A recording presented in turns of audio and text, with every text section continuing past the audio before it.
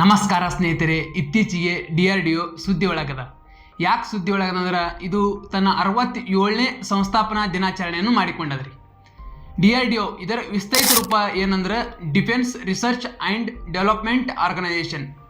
ಇದು ಯಾವಾಗ ಸ್ಥಾಪನೆ ಆಗಿದೆ ಅಂದರೆ 1958ರಲ್ಲಿ ಸ್ಥಾಪನೆ ಆಗಿದೆ ರೀ. ಮತ್ತು ಇದರ ಕೇಂದ್ರ ಕಚೇರಿ ಎಲ್ಲದ ಅಂದ್ರೆ ನವದೆಹಲಿ ಒಳಗದ ರೀ. ಮತ್ತು ಇದು ಯಾವ ಸಚಿವಾಲಯದಡಿ ಬರ್ತಂದ್ರೆ ರಕ್ಷಣಾ ಸಚಿವಾಲಯದಡಿ ಬರ್ತದೆ ರೀ. ಮತ್ತು ಪ್ರಸ್ತುತ ರಕ್ಷಣಾ ಸಚಿವರು ಯಾರಿದ್ದಾರೆ ಅಂದ್ರೆ ನಮ್ಮ ರಾಜನಾಥ್ ಸಿಂಗ್ ಅವರಿದ್ದಾರೆ. ಮತ್ತು ಇದರ ಧ್ಯೇಯವಾಕ್ಯ ಏನಂದ್ರೆ ಶಕ್ತಿಯ ಮೂಲ ವಿಜ್ಞಾನವಾಗಿದೆ ಅಂತ ಹೇಳ್ತಾರೆ.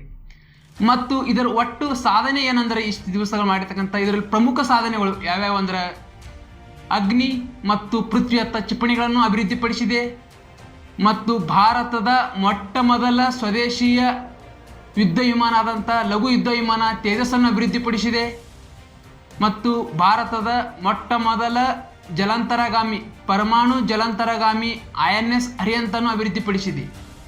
ಸುಮಾರು ಈ ಥರದ ಅಭಿವೃದ್ಧಿ ಕೆಲಸಗಳನ್ನು ಮಾಡಿದೆ.